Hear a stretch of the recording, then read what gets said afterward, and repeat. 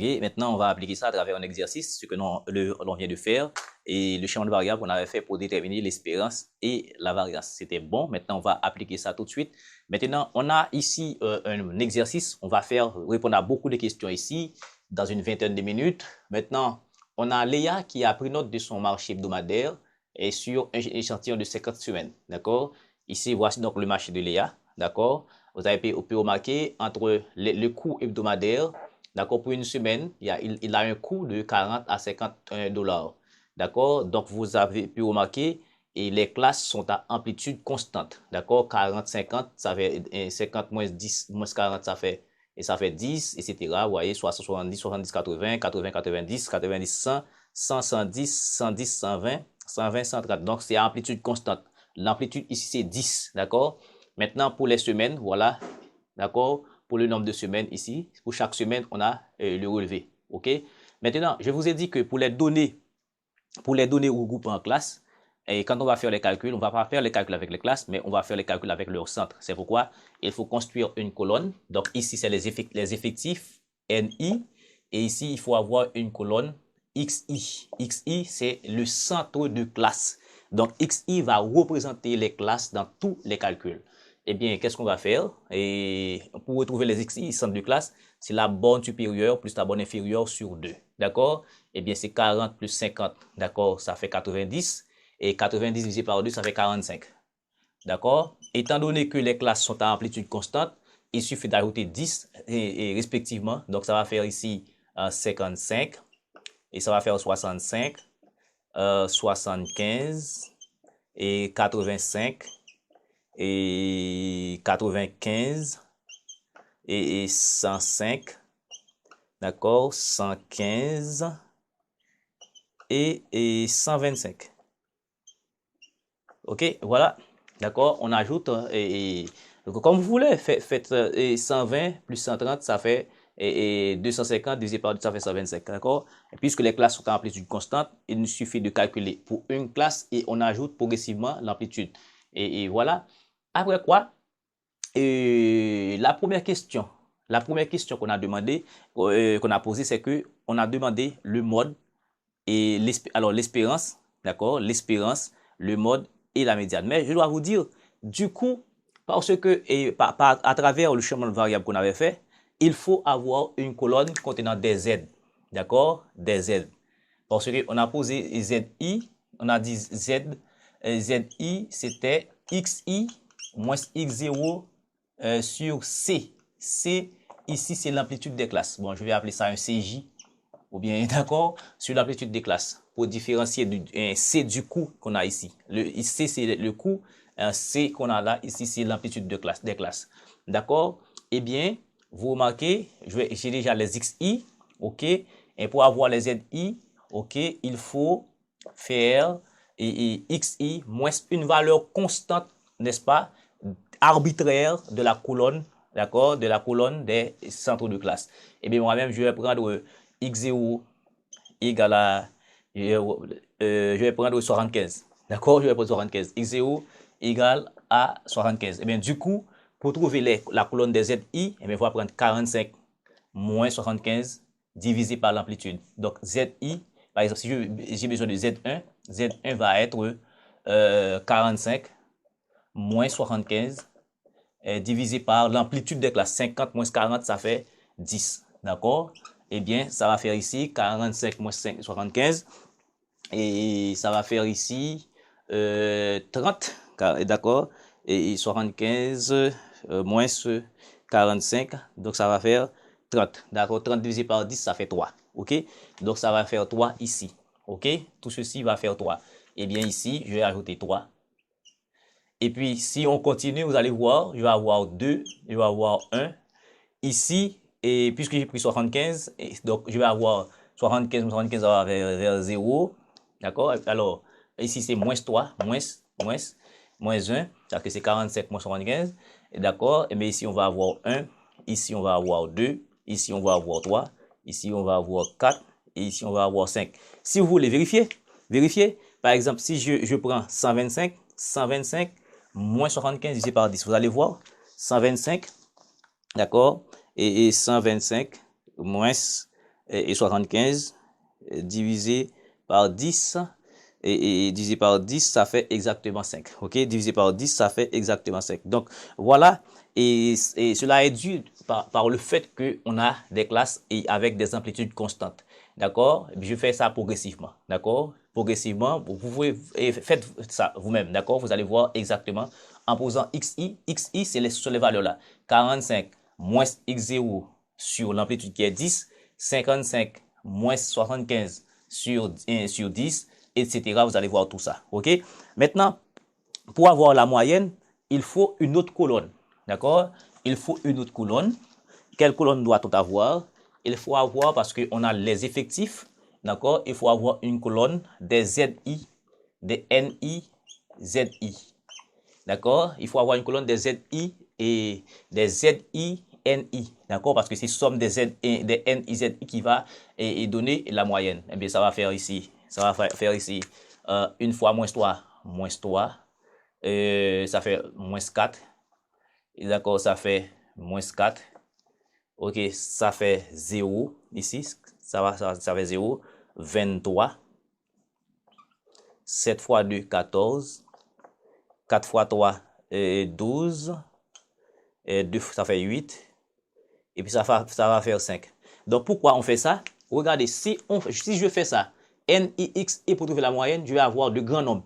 1 fois 45, 2 fois 55, voilà. Nous allons travailler avec de grands nombres. Maintenant, vous avez remarqué, en faisant le chemin de variables, nous n'avons que ça, d'accord, des nombres beaucoup plus simples. Eh bien, ça va nous donner une somme que je vais vous donner tout de suite, d'accord. Ça va nous donner une somme que je vais vous donner tout de suite là, ok. Ici, on n'a pas de calcul à faire avec. OK? Ici, je vais trouver cette somme parce que cette somme va nous être utile. OK? Je vais vous donner. OK? Je fais pour vous le calcul. D'accord? Je vais cette somme. Cette somme fait 51. D'accord? Maintenant, si je veux trouver la moyenne, maintenant, automatiquement, qu'est-ce que je vais faire? Je vais dire la moyenne de la variable x. D'accord? La première question 1, l'espérance de x. Alors, la moyenne, espérance mathématique, ou bien la moyenne arithmétique. On veut E de x, d'accord? On veut mode et on veut médiane.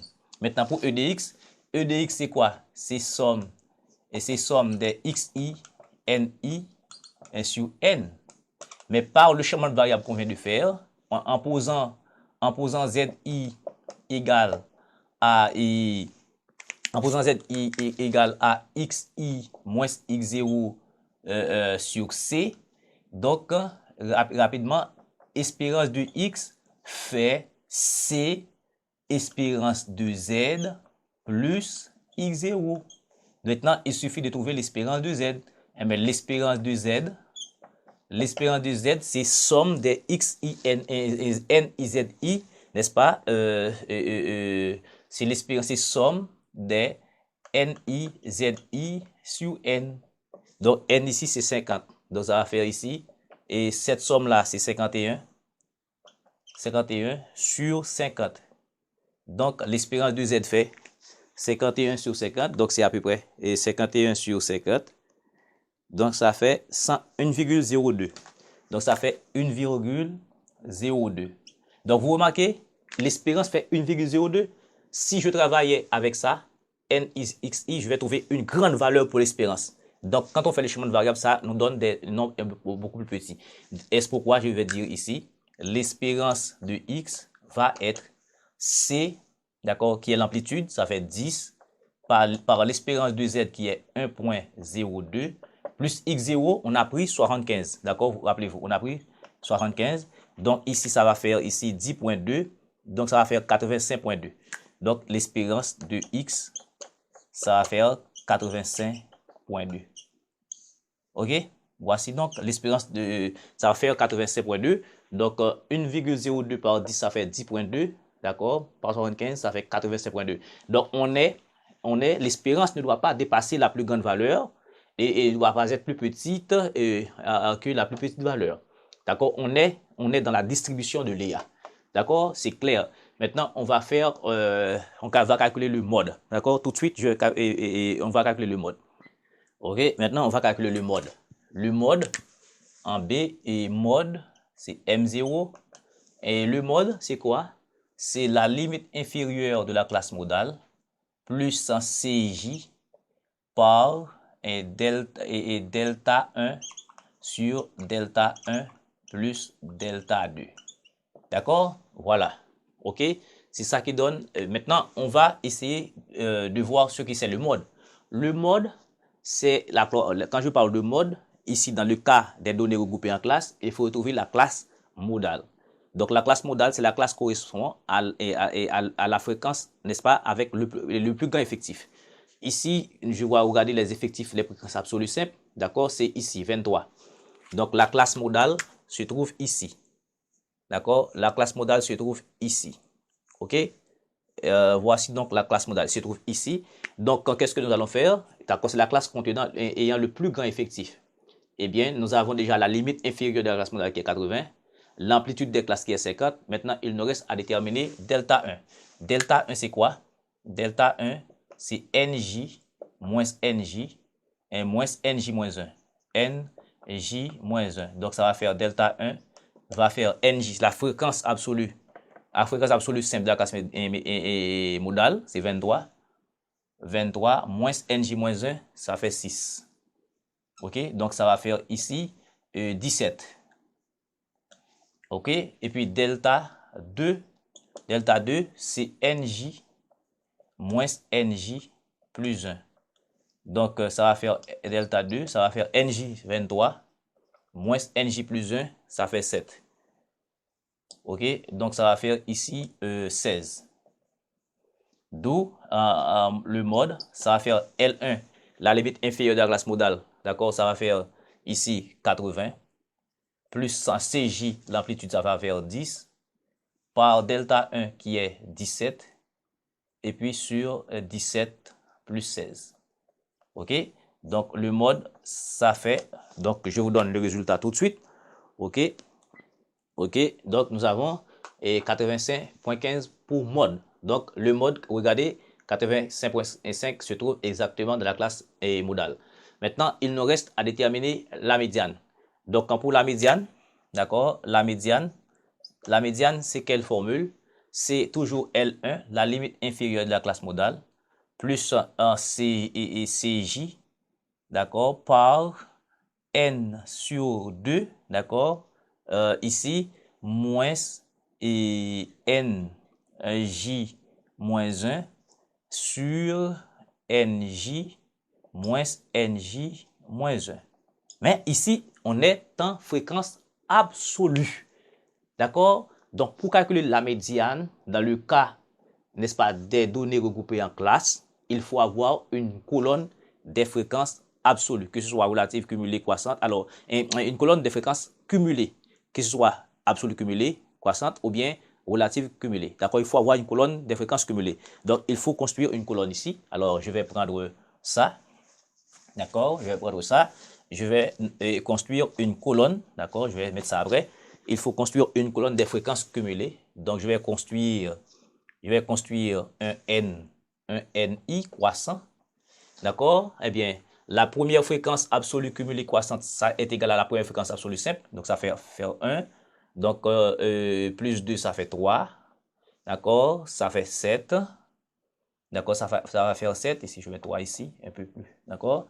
Et 7. Et puis, je vous donne le résultat. D'accord? Vous voyez, la première, c'est ça. Et la deuxième, c'est ça. Plus ça, ça fait 3. D'accord? 4 plus 3, ça fait 7. 6 plus 7, ça fait 13, etc. Je vous donne le résultat. OK? Je calcule, normalement, ici, une colonne des fréquences cumulées pour calculer la médiane. D'accord? Et si le mode, on calcule avec les fréquences absolues, pour la médiane, pour les données regroupées en classe, il faut avoir une colonne des fréquences cumulées. D'accord? Maintenant, c'est ça que je viens de faire. Vous voyez, la première fréquence cumulée est égale à la première fréquence absolue simple et la dernière fréquence cumulée est égale au nombre d'observations. Donc, on fait ça progressivement. On prend 1, 2, 3, d'accord? Ça, et ça plus ça fait 7. 6 plus 7, ça fait 13. 23 plus 13, ça fait 36, etc. jusqu'à ce qu'on arrive à 50. Maintenant, pour la médiane, on calcule.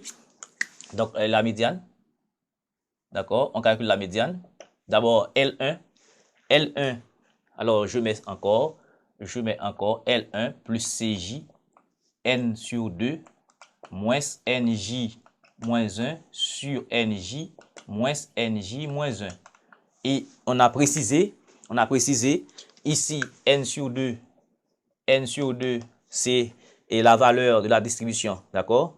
Ok, c'est 50 sur 2, ça fait 25. Donc, on va se rendre dans la fréquence, de la colonne des fréquences cumulées, d'accord? La classe, la valeur qui est justement supérieure à 25. D'accord? La valeur ici, regardez, on a cette valeur-là, 36. Dans 36, on a 25. Donc, on se rend ici. Donc, la classe médiane se trouve aussi dans la classe modale. D'accord? Bon, c'est hasard qui fait ça. Donc, maintenant, on va calculer. Donc, ça va nous donner ME pour la médiane. Donc, ça fait L1, la limite inférieure de la classe médiane, et ça fait 40. Donc, ça fait 40 plus CJ qui est 10 sur N sur 2, 25, moins NJ moins 1.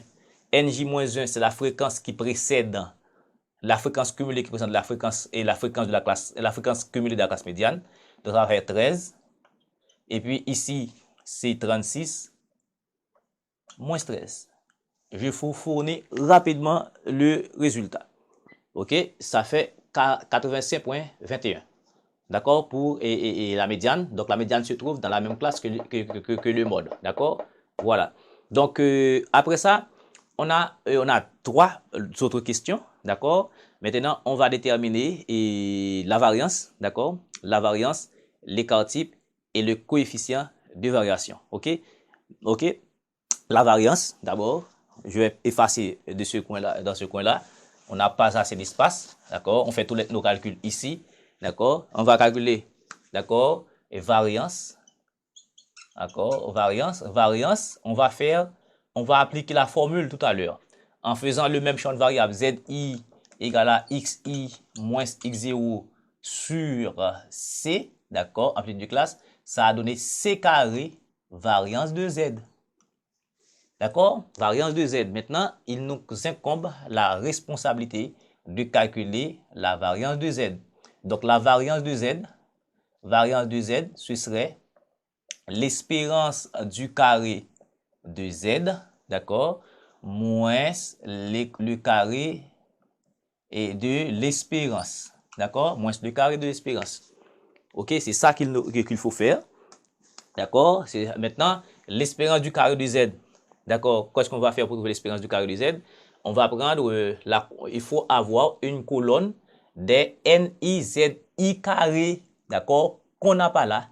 Ok, donc je vais construire une colonne ici, d'accord. Je vais construire une colonne, pardonnez-moi, je vais construire une colonne NIZI carré.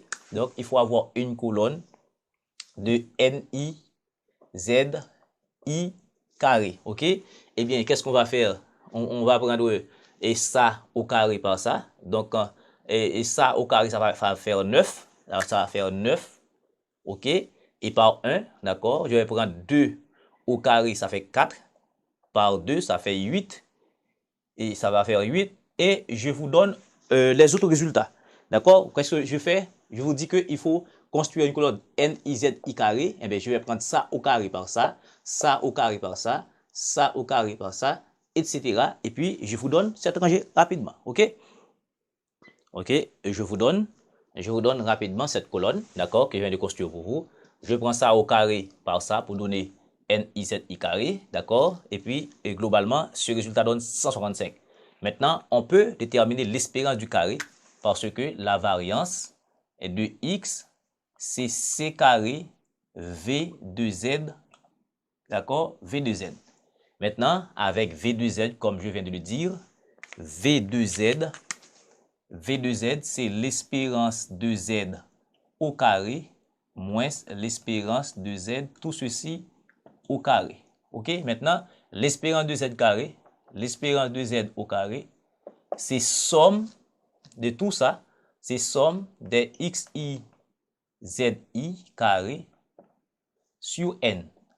Donc, l'espérance de Z carré, d'accord? L'espérance de Z carré, ça va nous donner, et cette somme-là, qui est 165, divisé par divisé par le nombre d'observations qui est 50. Divisé par 50. Donc, ça fait 3.3. OK? L'espérance de Z, ça fait 3.3. 3.3. Maintenant, il nous reste à déterminer l'espérance de Z au carré. L'espérance de Z au carré, alors l'espérance de Z, on a calculé ça tout à l'heure. C'était quoi? C'était somme de tout ça. C'était 51 divisé par 50. Je me rappelle, c'était 51 divisé par 50 parce que j'avais déjà effacé. Ça fait 1.02. Donc, ça va faire ici 1.02. Eh bien, variance de Z. Alors, V de Z va être, est-ce que vous voyez, va être 3.2 moins 1.02 au carré. OK? Donc, ça va faire ici rapidement. Et c'est 3.2. 3.2. Alors, 3.3, je m'excuse. C'est 3.3. C'est 3.3. OK? 3.3. C'est 3.3. OK? Moins 1.02 fermé. Et puis ceci au carré. Donc, ça fait 2.25. D'accord? Ça va faire V de Z. Ça fait 2.25. Voici V de Z. Maintenant, pour trouver V de X, V de X va être